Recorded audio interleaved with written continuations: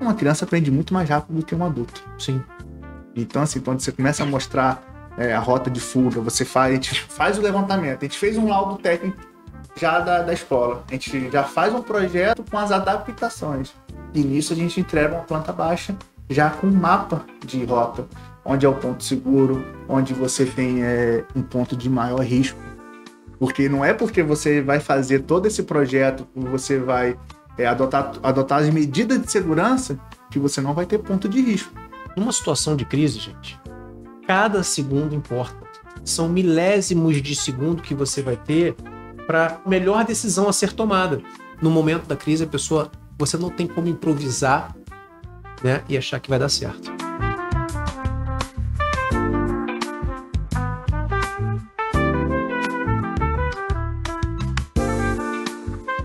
E o EscudoCast Segurança Escolar levado a sério é oferecido pela Seidel Automação Residencial e Cortinas. Desde 2014, a Seidel entrega soluções inteligentes e personalizadas para transformar a sua casa em um ambiente seguro, funcional e conectado. Automação, controle de acesso, sonorização e muito mais, sempre com a tecnologia que protege e traz conforto. Acesse o Instagram @seidel.brasil e conheça a inovação que transforma o seu dia a dia. Senhoras e senhores, sejam muito bem-vindos a mais um episódio do EscudoCast Segurança Escolar levado a sério.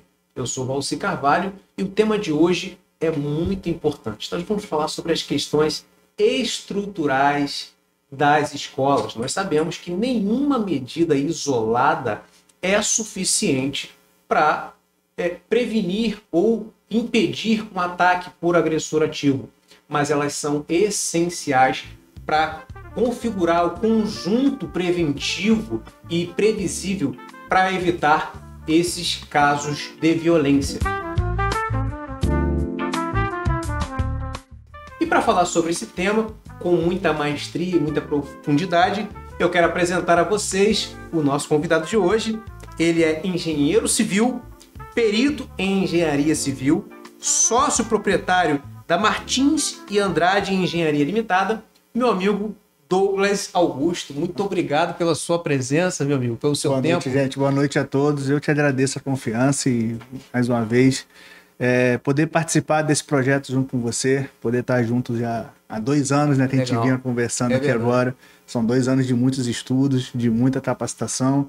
E, mais uma vez, a honra é minha, é um prazer estar aqui e vamos embora. Maravilha, cara. O Douglas, pra gente começar, o pessoal que está nos assistindo aí, já taca o dedo aí no like, compartilha para quem você conhece aí, as pessoas que você tem acesso, profissionais de educação, pais e responsáveis, porque hoje o tema aqui está muito interessante, eu tenho certeza que você vai gostar.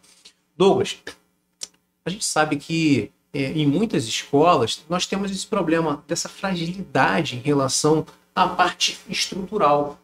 Você, como um profissional da engenharia, quais são as principais falhas que você consegue detectar em relação a esse problema que nós temos hoje, que é um facilitador para muitos casos de violência? Então, Valci, a gente tem muita falha hoje, não só hoje até nessas escolas novas, mas principalmente nas escolas mais antigas, na parte de projeto.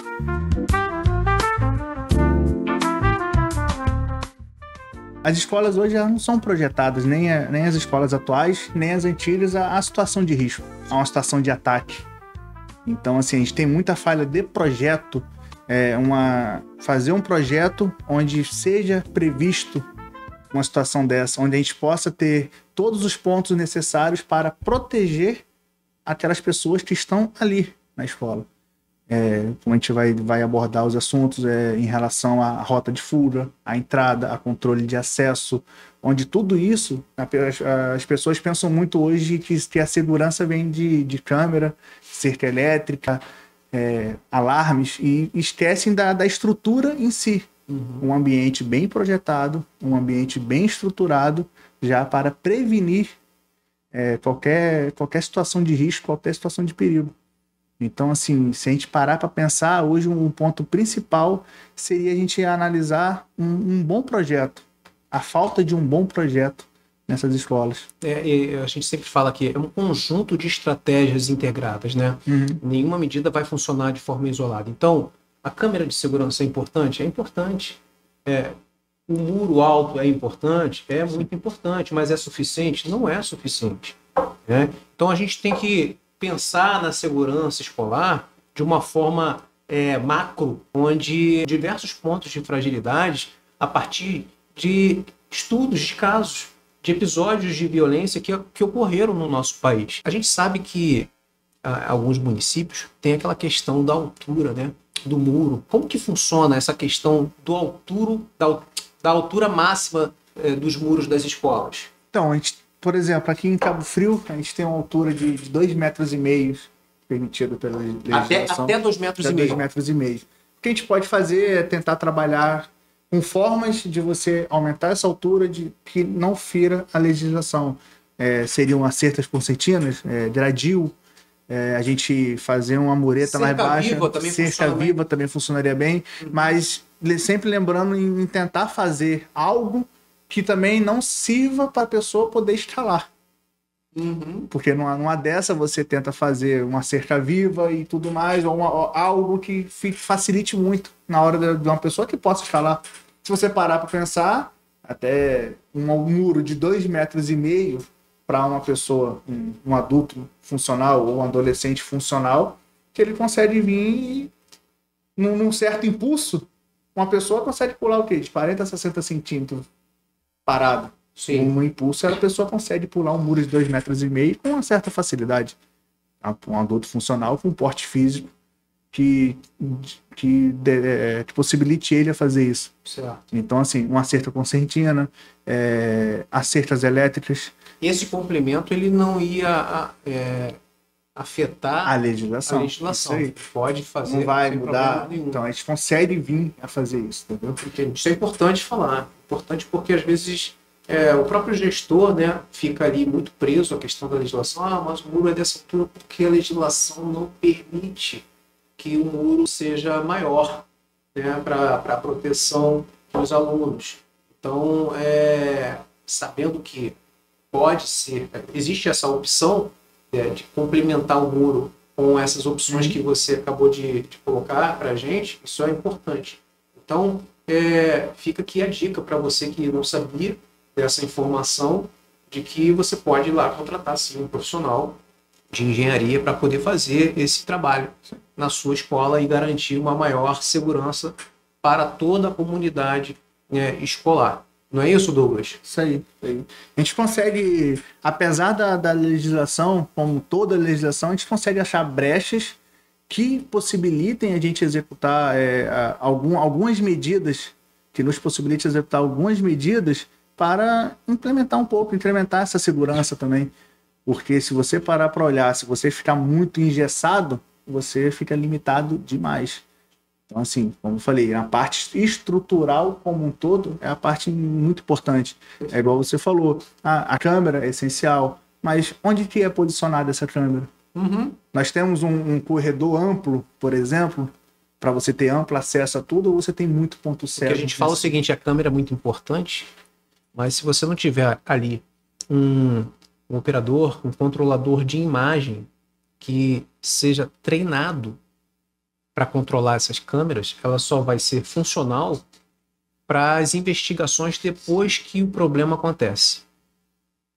Então você coloca lá uma pessoa para olhar as imagens, se ela não tiver minimamente a expertise para identificar um comportamento que foge à normalidade, ela está ali vendo apenas uma paisagem. Então, para um carro, o carro está 20 minutos, com o motor ligado, ninguém desceu do carro. Sim. E a pessoa está ali olhando para a imagem como se fosse uma paisagem qualquer. Ela não teve a maldade, a expertise de entender que aquilo ali é algo que merece uma atenção. Sim. Né? E aí parou uma pessoa com a mochilinha, o garoto está ali na frente da escola demonstrando um certo nervosismo, mas a pessoa que está ali, né, com a missão de controlar as imagens para a manutenção da segurança da escola, ela não está preparada para identificar esses comportamentos. Então, a câmera de segurança, ela deixa de ter ali um papel preventivo, porque hoje em dia ninguém se preocupa mais que a imagem dele está aparecendo na câmera. Não vou praticar a ilicitude, o ato ilícito, porque senão vão me reconhecer, ninguém está mais preocupado com isso. Então ela vai simplesmente ajudar nas investigações depois que for aberta aí as diligências para apurar o que de fato aconteceu e como aconteceu. Então, esse conjunto de movimentos, a escola precisa entender, né, o que de fato está acontecendo e o que precisa ser feito para garantir uma segurança real do espaço pedagógico. Douglas, quando uma escola está precisando de uma reforma, fazer alguma alteração para a manutenção da segurança desse espaço, como que é o diálogo do engenheiro com a gestão da escola para mostrar a esse gestor o que realmente precisa ser feito, né? E como esse gestor geralmente encara isso, como que ele entende esse cenário, ele, não, vamos fazer, não é necessário, não precisa. Como que funciona isso?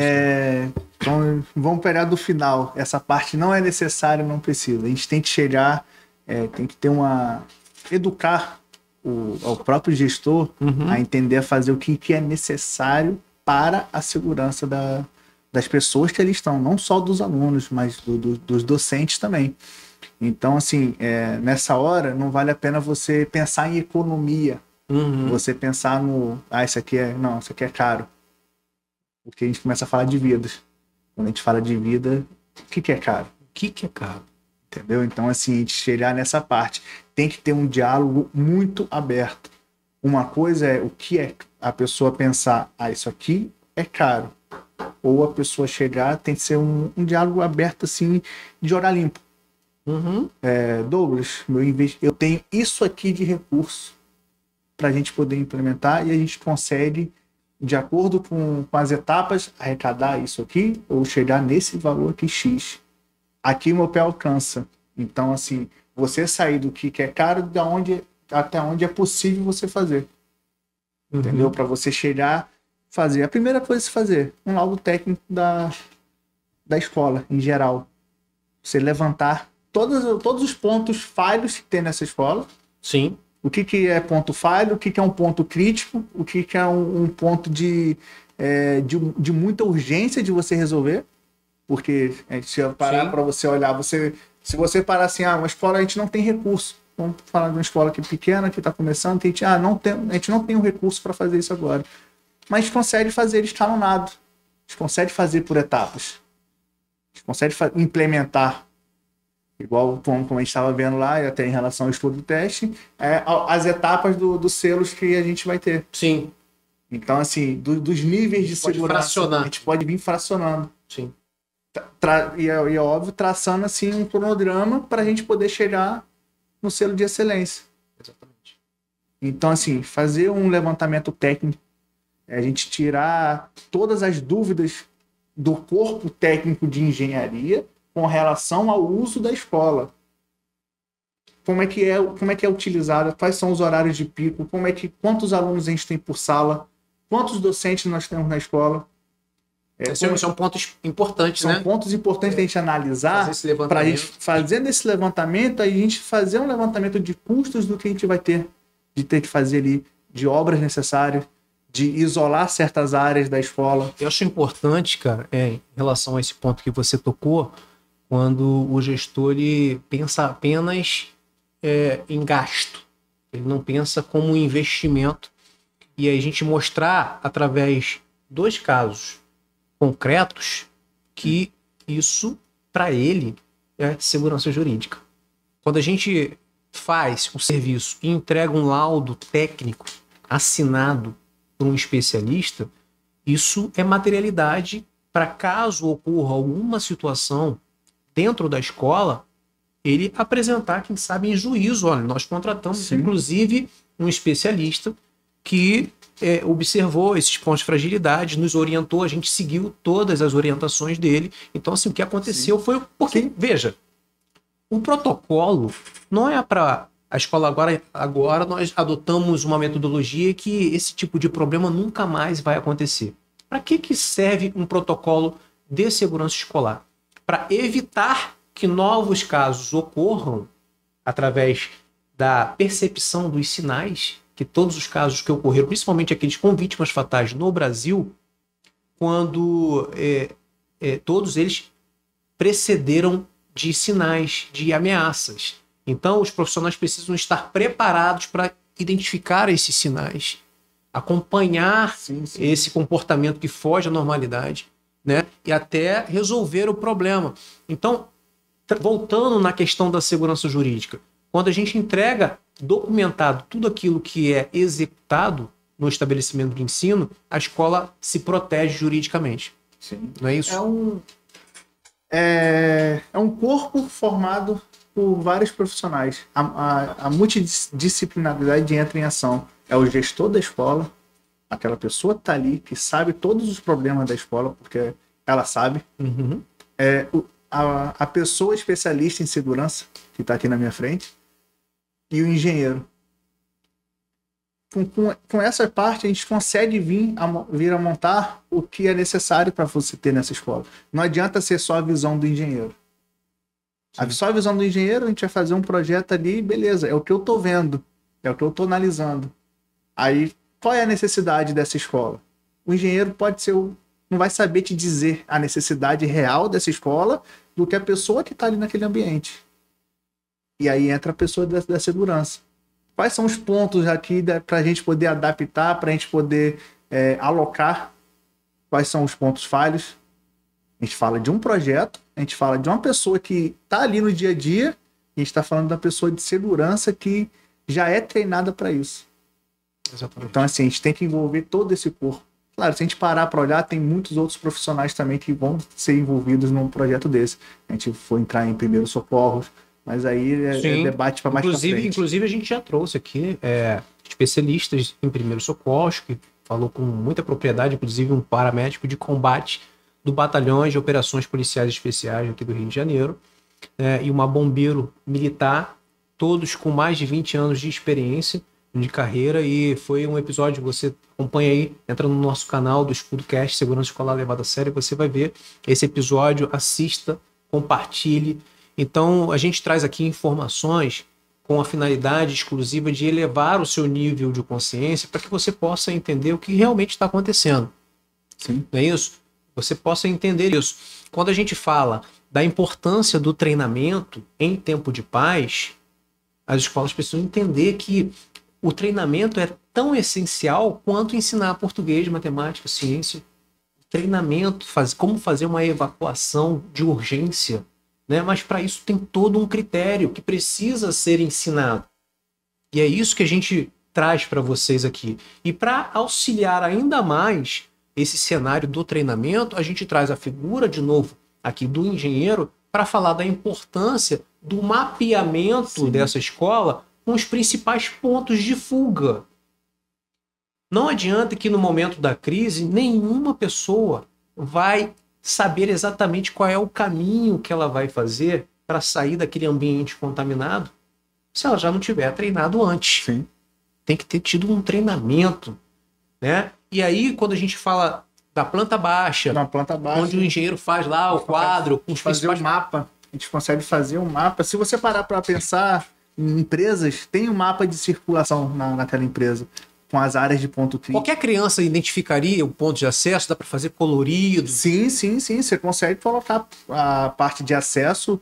A gente pode usar o Cília, Pare e Atenção. Sim. A gente pode usar essas cores, vermelho, amarelo e verde.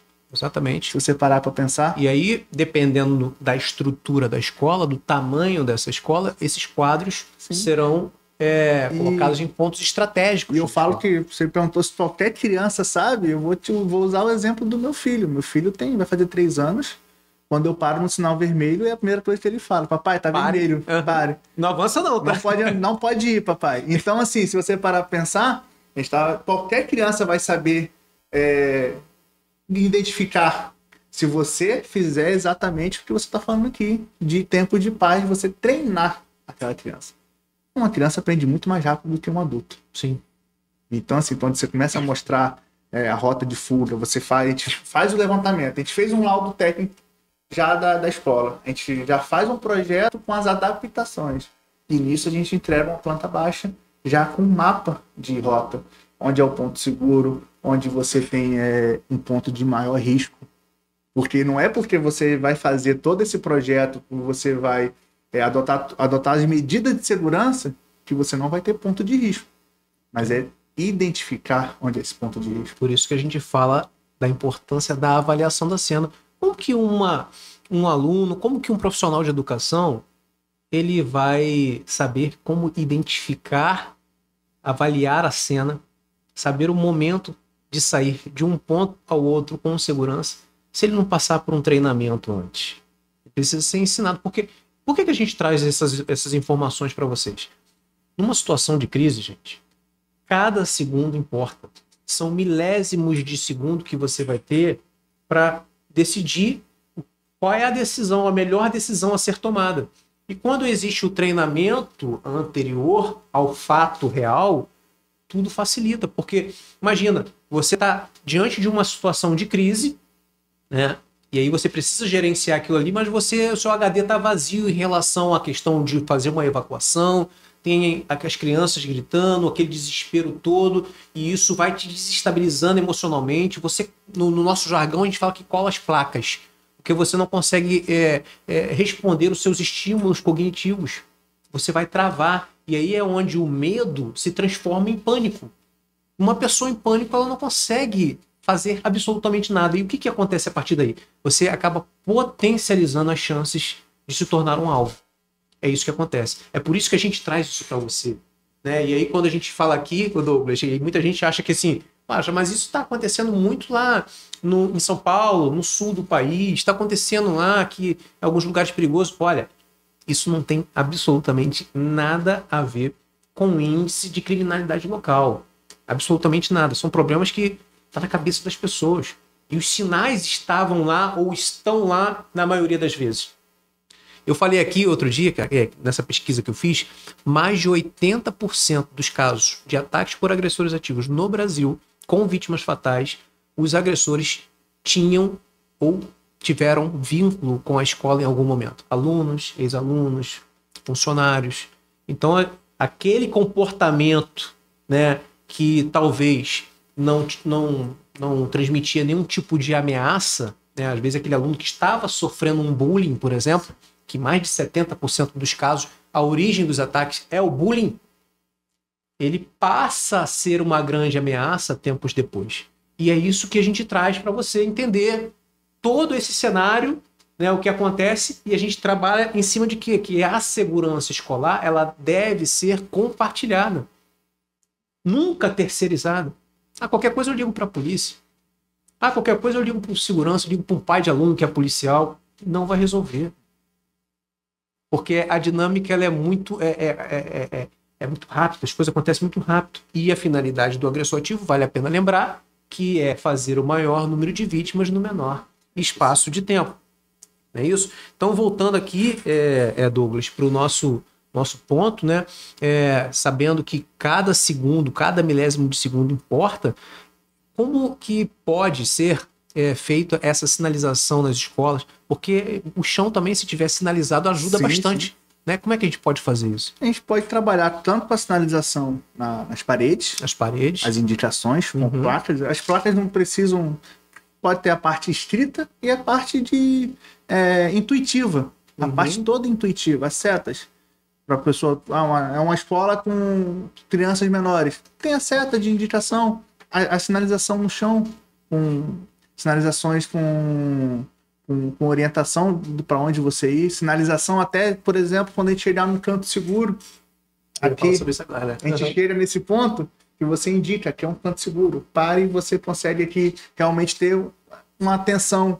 Então aqui foi o que eu te falei, em relação às cores, a gente consegue então botar todo um mapa, fazer aquele mapa, que esse mapa esteja visível já com a sinalização, um mapa geral. Se a gente tem uma escola grande, de preferência, a gente vê o maior número possível de locais para poder ter esse mapa da pessoa se localizar com aquela setinha base de você está aqui. A pessoa olhou o mapa, está nessa sala, estou nessa sala. Está no corredor, você está aqui, nesse ponto. Que aí você já consegue ter uma orientação para onde ir. Douglas, mas a gente está numa escola de crianças pequenas. Vai ter um líder ali. E é uma didática também, né? Uma didática. É uma linguagem apropriada para cada nível de idade de alunos. Nós temos lá profissionais qualificados, psicólogos, para a gente entrar de uma forma que seja bem recepcionada por esse grupo. É um grupo seleto, Sim. são alunos, são profissionais de educação. A gente precisa ter uma linguagem específica para trabalhar com esse grupo, né? Para que eles possam entender a necessidade e o quanto é essencial trabalhar esse cenário. Sim, até porque você tem que trabalhar o cenário de entrada a partir do momento que um agressor entra e por onde ele entrou. O controle de acesso. Então, mas você tem que saber aonde ele entrou. Ele entrou pelo qual lado? Ou ele só foi transitar pela escola e ele veio pela parte principal. Beleza? Você tem toda aquela rota de fuga planejada para aquilo. Se ele vier pelo outro lado. Uhum. Então você tem que ter esse treinamento, essa sinalização de rota de fuga e da vertente também que você pode tomar nesse momento. E é onde o controlador de imagem trabalha em parceria com a coordenação, Sim. com a equipe de segurança da escola, através de um ponto a ponta, de um rádio, para poder falar assim, olha, não vai pelo lugar tal, porque isso tudo tem que estar em sintonia. Mas isso só acontece, gente, com treinamento. Porque não adianta nada você ter um controlador de imagem que está aqui. Não adianta, não adianta. Então Aí ele vai ficar aqui, olhou, voltou, calma aí. Exatamente, tem que ser dinâmico, tem que ter essa expertise, isso faz toda a diferença no momento de crise. Eu tive nos Estados Unidos, Douglas, você se lembra, né? Sim, eu tive lá fazendo essa pesquisa em loco, e lá, cara, as portas das salas de aula, elas são dessa grossura, cara.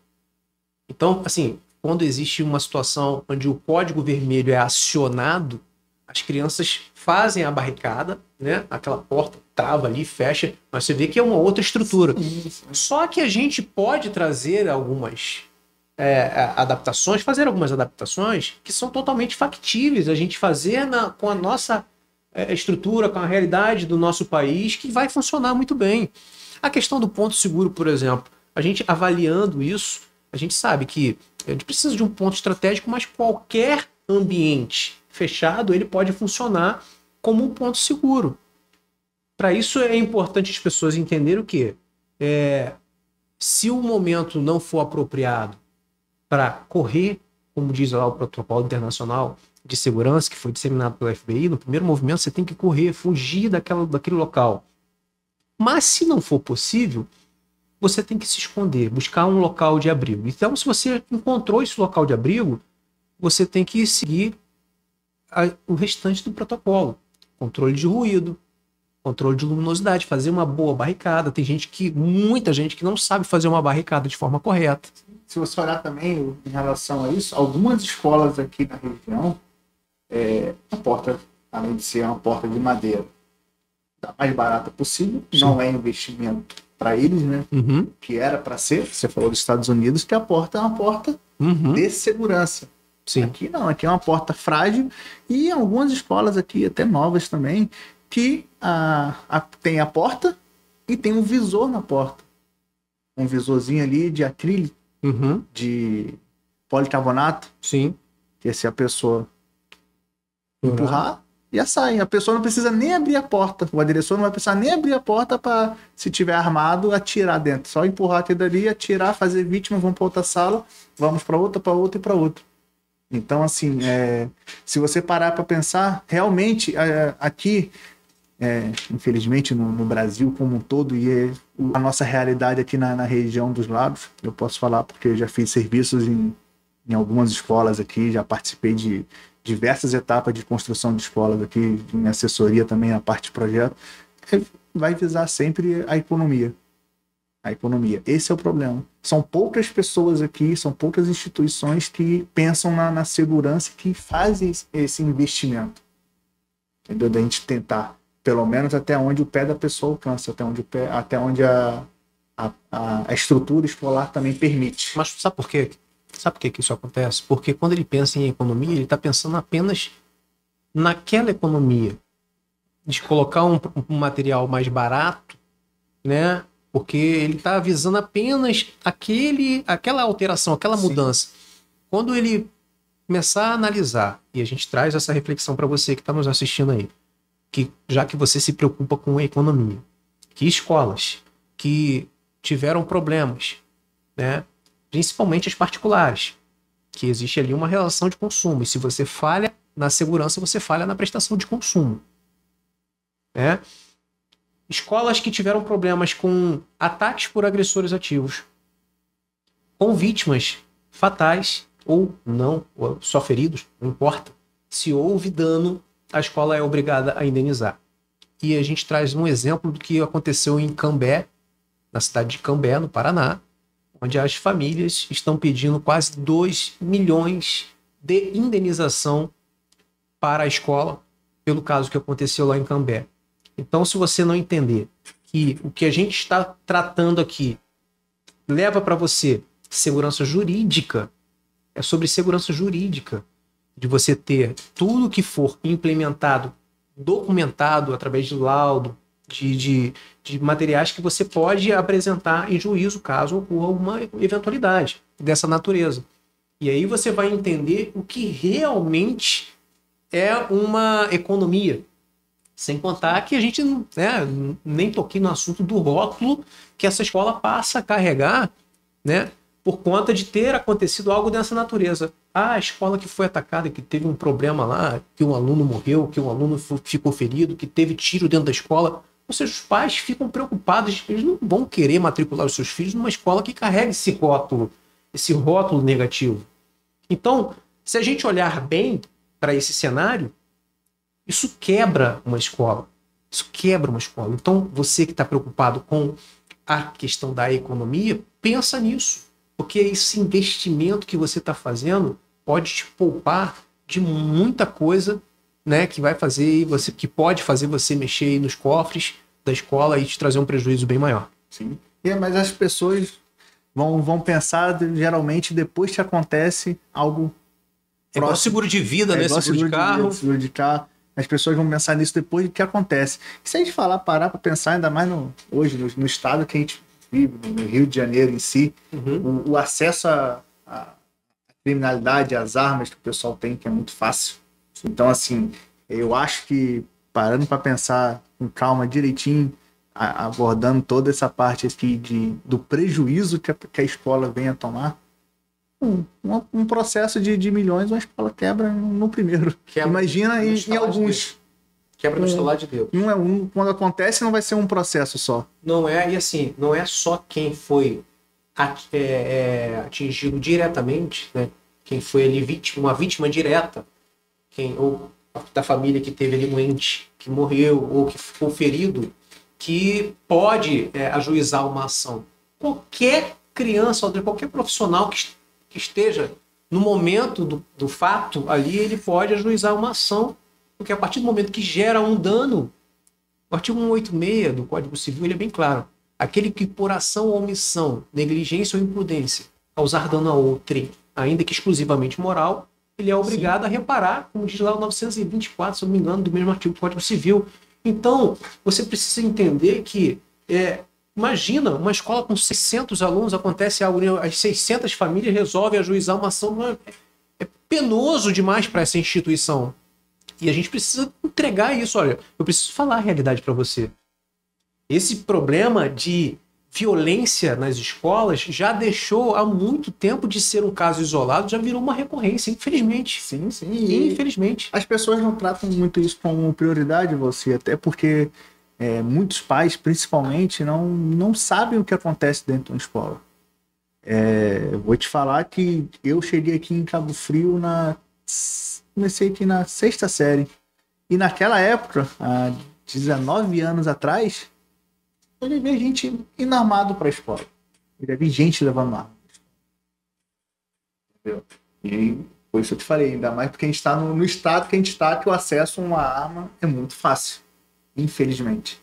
Então, assim, há 19 anos atrás, eu já vi gente levar arma para a escola, da pessoa abrir a mochila e falar: eu vou matar fulano, eu vou pegar fulano.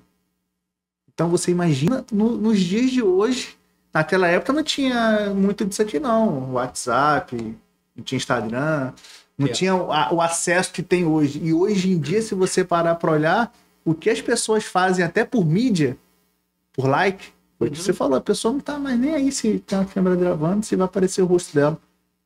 Não tá nem aí, por isso que a gente aqui não dá mérito nenhum para esses agressores ativos falando o nome deles.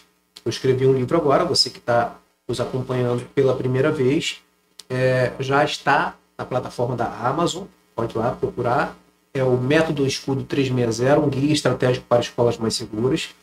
E nesse livro eu falo de alguns casos reais que ocorreram no país, onde eu trabalho a parte comportamental, os modus operandi, as motivações, se agiram sozinhos ou não. A gente tem estatísticas de onde, da origem das armas, né? E pasmo, que grande parte era de pais que eram agentes de segurança, policiais, guarda municipal, né? Então, tudo isso a gente fala das questões das responsabilidades, responsabilidade dos entes federativos, responsabilidade dos pais que são agentes de segurança, que têm porte e posse de arma de fogo, responsabilidade das escolas particulares. Então, a gente traz ali de uma forma, entrega um conteúdo para você de uma forma que eu, particularmente, eu não vi ninguém abordar dessa forma.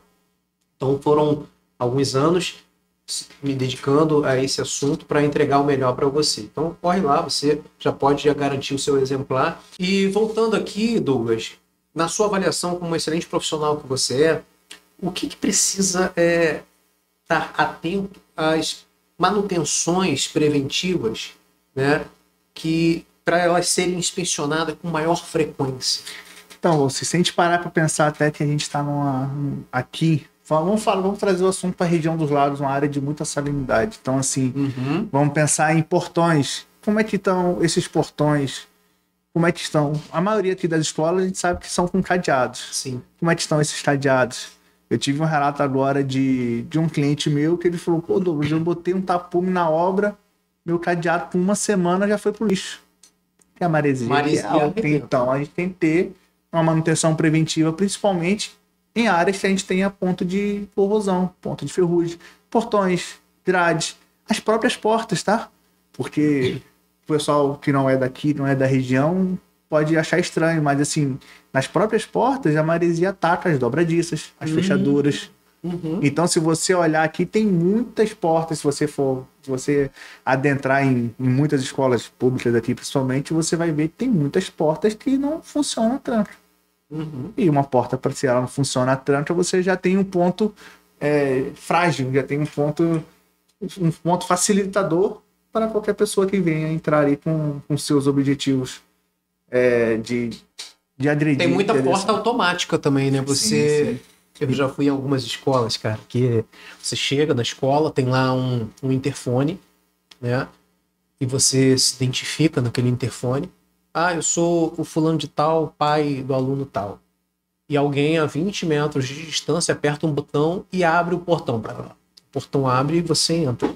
Só que aí, imagina, você está na frente da câmera, mas pode ter pessoas do seu lado, fora do alcance da câmera, você se identifica, alguém abre o portão, você entra e as pessoas que estão ali fora do alcance entram junto com você. E aí quem garante que essas pessoas estão bem intencionadas ou não? Qual é a intenção delas? Entraram sem serem identificadas. É uma grande falha no controle de acesso que a gente vê em muitos lugares. E na maioria das vezes a pessoa olha rapidamente para a câmera. Eu vi, porque inclusive nesse último mês eu adentrei em algumas escolas para fazer alguns orçamentos e tudo mais. A pessoa olha pela câmera, aperta o botãozinho e pronto. Ah, pai, então, olhou, apertou. Não tem nem o treinamento, aquela análise da situação. Então, assim, até a gente voltando para a manutenção preventiva, a gente fala na manutenção das câmeras. Porque se você olhar, até algumas escolas têm câmera, todas as câmeras estão funcionando, todas estão bem direcionadas aos seus pontos. Sim. Uma está cobrindo a outra. Sim. Em relação ao ponto cego. Se a gente parar, como é que está a manutenção elétrica dessa escola?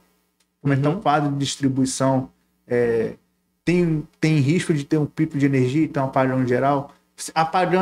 Tendo esse apagão geral, as câmeras também apagam? Ou essas câmeras têm um gerador, energia solar? Algo que venha a proteger ela de um pico. Porque tem um apagão, mas as câmeras têm que continuar funcionando. Então, se a gente parar para olhar como é que está o sistema de combate a incêndio dessa escola. Entendeu? Então, você tem que parar para pensar em tudo. Porque numa dessa a gente pensa muito de um agressor que venha com uma faca, que venha com uma arma. Quer ver uma outra dúvida que tem? Que muita gente tem? Ah, mas a escola aqui já faz o treinamento de evacuação com bombeiro contra incêndio. É diferente. Evacuar diante de uma situação de incêndio é diferente de você evacuar uma situação de ataque por agressor ativo, onde você tem uma ameaça de alguém, principalmente armado, dentro da escola. Isso precisa ser ensinado, gente. Isso faz toda a diferença, a forma como evacuar. Todo o movimento precisa ser treinado, precisa ser ensinado. Isso é fundamental. Quer ver outra coisa, Douglas? Eu tive numa escola aqui da região, obviamente que eu não vou falar o nome, que não precisa disso, e é uma grande escola. Uma grande escola. Uma grande escola. E isso foi no auge dos ataques em 2023. A escola tem todo esse amparo de segurança, com câmeras de segurança, cercas elétricas, muro alto. E nesse período, a escola contratou uma empresa privada de segurança, armada, uniformizada, com uma viatura, para ficar lá na porta da escola. Então você, como pai, qual é a primeira impressão que você vai ter? Pô, aqui é a escola, aqui meu filho está seguro. Você está vendo tudo que está acontecendo ao redor, no país, né, de diversos casos, diversos ataques. E nesse período, o intervalo de um caso para o outro ele diminuiu consideravelmente, o que deixou muita gente assustado, né? Mães, pais que não queriam nem levar os filhos para as escolas. E a escola contratou essa empresa. E aí eu tive lá nessa escola com umas 2 colegas para poder apresentar o projeto e o segurança estava na porta, na hora do intervalo das crianças. E eu, boa tarde, amigo, tudo bem? Boa tarde. A gente está agendado para falar com a diretora fulana de tal. E aí ele falou assim, aqui, ó, naquela porta ali. E a gente entrou na escola, 3 pessoas armadas, porque eu sou policial, os 2 colegas também eram policiais. Ou seja, a senha era saber o nome da diretora da escola, e aí tem liberdade de ação. Qual é a conclusão que a gente tira disso? Não basta o agente estar naquela posição se ele não está preparado para estar ali, para exercer aquele papel. Ele precisa saber qual é a função, o que ele precisa realmente ali identificar. Calma aí, vamos confirmar se realmente tem alguma agenda com a diretora nesse horário. Ou seja, era uma tragédia anunciada que poderia ter acontecido se nós fôssemos pessoas mal intencionadas. Então a gente traz esse exemplo aqui para que você entenda que às vezes você acha que está seguro, mas não está. Falta esse olhar clínico, falta esse treinamento, falta essa percepção para que realmente as pessoas entendam o que precisa de fato fazer. E aí, cara, a gente entra também agora num cenário da consciência dos profissionais, né? Você acha que falta os profissionais, aí, os gestores de escolas, terem uma consciência maior em relação ao que precisa de fato ser feito, né, em relação ao treinamento, a toda essa adaptação diante das realidades que nós estamos vivendo no nosso país? O que você acha sobre isso quando a gente fala diretamente para um gestor de uma unidade de ensino? Olha, eu acho que o gestor realmente tem que parar de ver isso como um gasto, um investimento. Um investimento, um diferencial até da escola. Diferencial competitivo. Isso, exatamente. Ele precisa ver isso. Olha, isso. Cara, minha escola, de uma forma até de justificar o valor da mensalidade. Sim. Não, aqui os nossos profissionais são preparados para exercer, inclusive, problemas de ataques por agressores ativos. Se você pai, vai ficar muito mais seguro. Se você parar para pensar, o investimento de um projeto, de um mapa, do mais básico que seja, em comparação com o investimento que ele faz para aquela escola e o benefício que isso traz para a escola, é mínimo.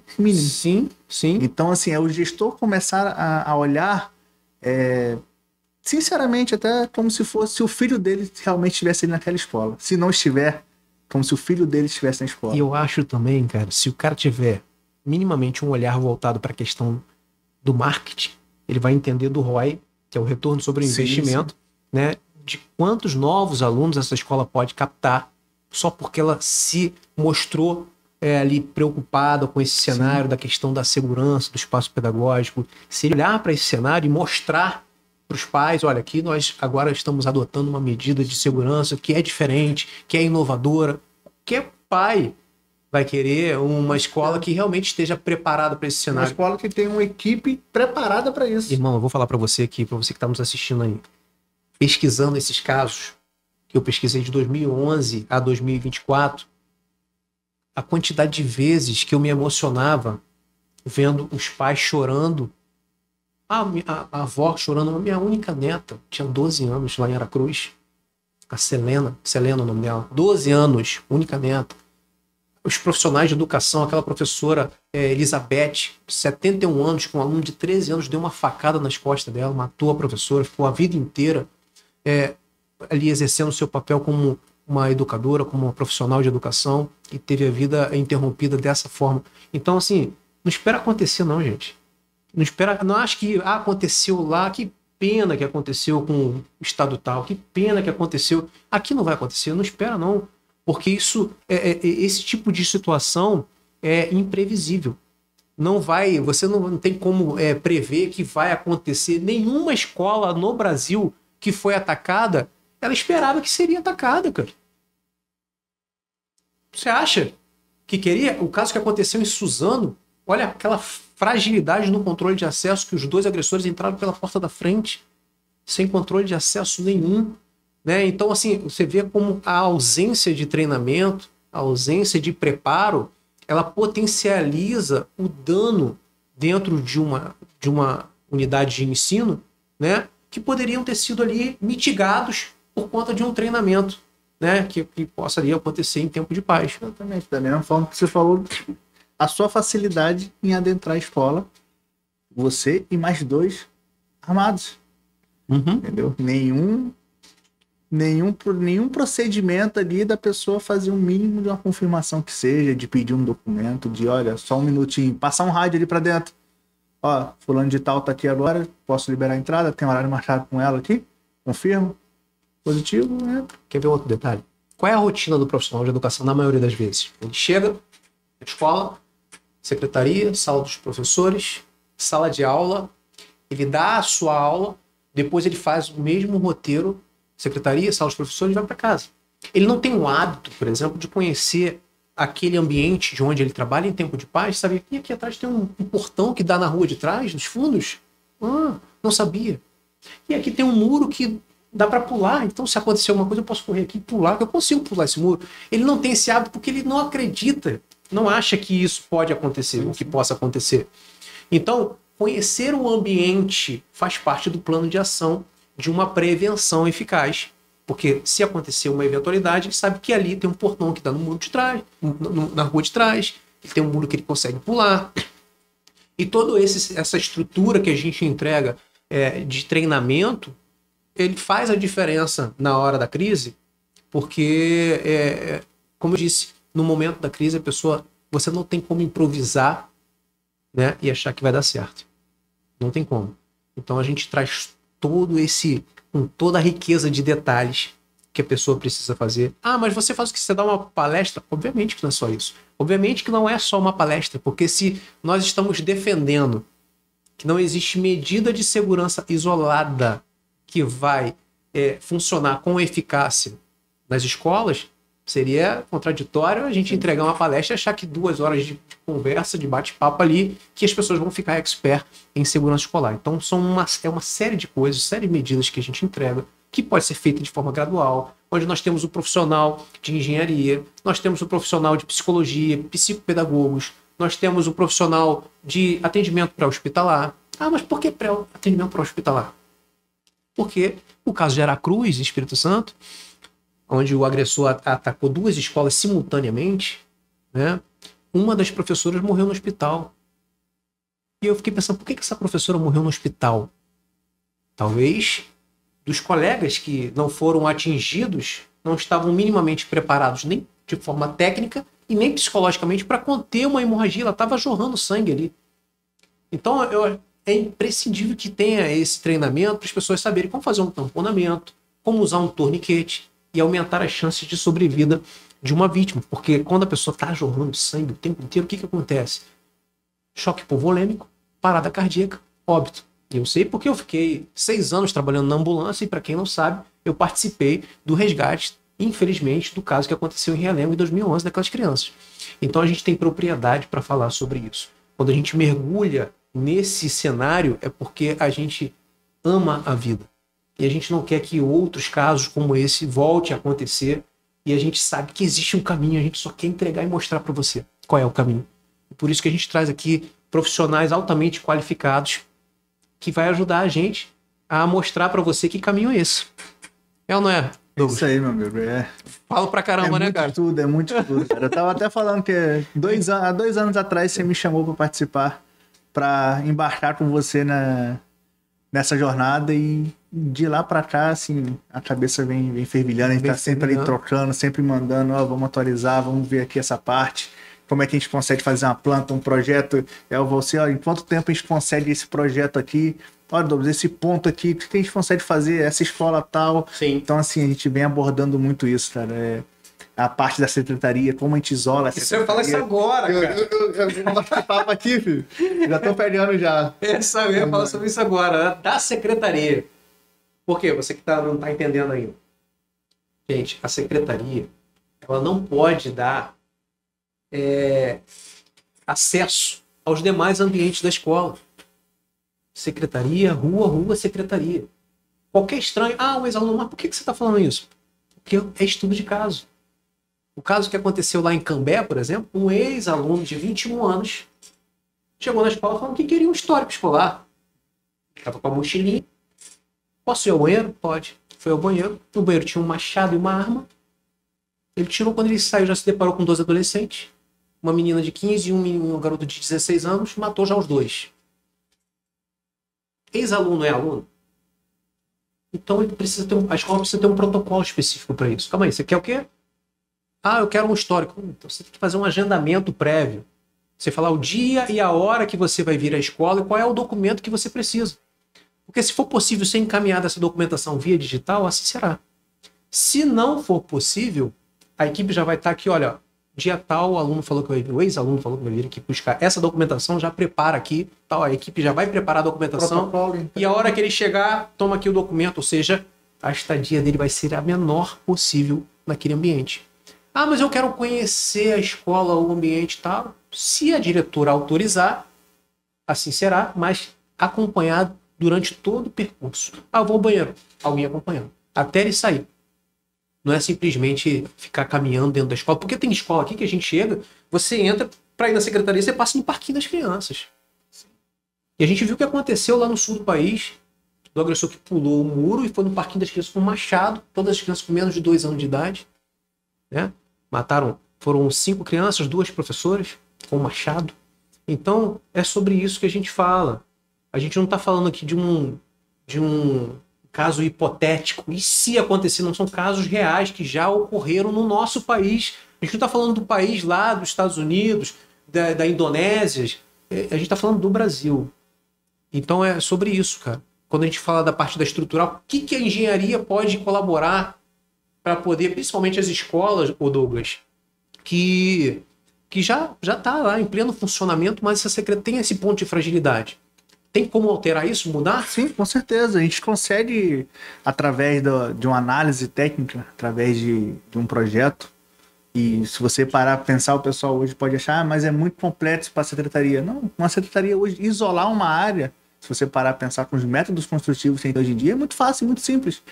Basta você fazer uma análise técnica correta. Sim. E isolar esse ambiente. Você traz a secretaria para a entrada da escola. Uhum. Todas as escolas, geralmente, se você parar para olhar, já tem uma área de entrada ali que você consegue adaptar ela. Daria para fazer essa adaptação com baixo custo? Com baixo custo. A gente consegue fazer. A gente tem hoje placa cimentícia, a gente tem hoje steel frame, a gente tem hoje áreas, dependendo de que a gente pode usar próprio drywall, fazer uma sala de drywall. A gente tem hoje, se você parar para olhar, fácil acesso até, dependendo da estrutura e da escola, a gente pode pensar até em containers. Sim. De entrada, de acesso. Então, assim, claro, ainda mais porque se a gente olhar, eu vou falar até mais uma vez, assim, em relação a Cabo Frio, que o número de escolas que vem crescendo. Uhum. Se você parar para olhar, a escola já estava daquele jeito ali e ela vem crescendo através de quê? De reformas. Então, numa dessa, a gente consegue já no meio de uma reforma isolar essa entrada. Que a secretaria fique bem na entrada da escola, como você falou, é secretaria, rua, secretaria. O acesso está ali. De uma entrada, a pessoa chegou ali no portão, abriu, entrou, fecha essa porta, tá aqui dentro, a outra porta é aberta, a pessoa entra. Então, assim, são coisas simples se você parar para pensar e que um baixo investimento, mais uma vez, um baixo custo, um baixo investimento também para o retorno que você vai estar tendo em relação à segurança. Então, assim, hoje você isolar uma área, você fazer um cômodo novo, trazendo aqui o português mais claro, é bastante simples. Mas também não adianta você fazer ele como um puxadinho. Então, assim, faz análise técnica. Na hora de elaborar, elabora um projeto, elabora pensando nisso. Então, a gente consegue fazer e com... E por isso, gente, que eu vou falar para vocês aqui agora. Não, e por isso, gente, que eu vou falar para vocês. Você já foi ao médico, né? E o médico fala assim: olha, você vai ter que fazer uma cirurgia, né, no seu pulmão, no seu rim, no seu baço, sem te dar um diagnóstico. É esse diagnóstico que a gente faz. A gente vai até a escola para ver o que realmente a sua escola precisa. Não adianta você contratar algo que não tem necessidade de contratar. Você vai contratar aquilo que realmente precisa. Então a gente vai com os nossos profissionais, com o engenheiro, com o arquiteto, para poder ver como que está a parte estrutural, como está a parte de treinamento, a parte de monitoramento através das câmeras, como estão os profissionais que estão ali para monitorar essas imagens, se estão capacitados para isso, como está o controle de acesso dessas escolas em eventos ou em horário de saída, de entrada.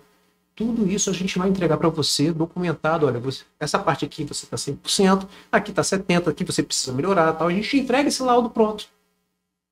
E através daí, a gente vai fazer um pacote para você, de acordo com o seu interesse e a real necessidade, para que o nível de segurança da sua escola possa elevar e com isso você possa colocar o seu estabelecimento de ensino em um outro patamar de segurança, que hoje é o que as pessoas estão mais preocupadas. Não é isso, Douglas? Isso aí. Olha, infelizmente nós estamos chegando ao final do nosso programa, é o EscudoCast Segurança Escolar Levado a Sério. Você que não me conhece, né? Eu sou o Valci Carvalho, eu estive aqui com o meu amigo Douglas, um engenheiro, um excelente profissional, engenheiro civil, e falamos de diversos assuntos aqui que eu tenho certeza que vai fazer total diferença para você. Se você gostou desse episódio, se fez sentido para você, eu peço que você compartilhe, curta, comente e que esse episódio, esse conteúdo possa alcançar muito mais pessoas pelo Brasil, que essa é a nossa finalidade, né? Elevar o nível de consciência das pessoas com informação que realmente possa fazer a diferença. Muito obrigado, Douglas, pela sua presença, pelo seu tempo, cara. Mais uma vez te agradeço pela confiança e pela parceria e vamos embora. Maravilha, muito obrigado a vocês que nos assistiu até aqui também. Fiquem com Deus e até o próximo episódio.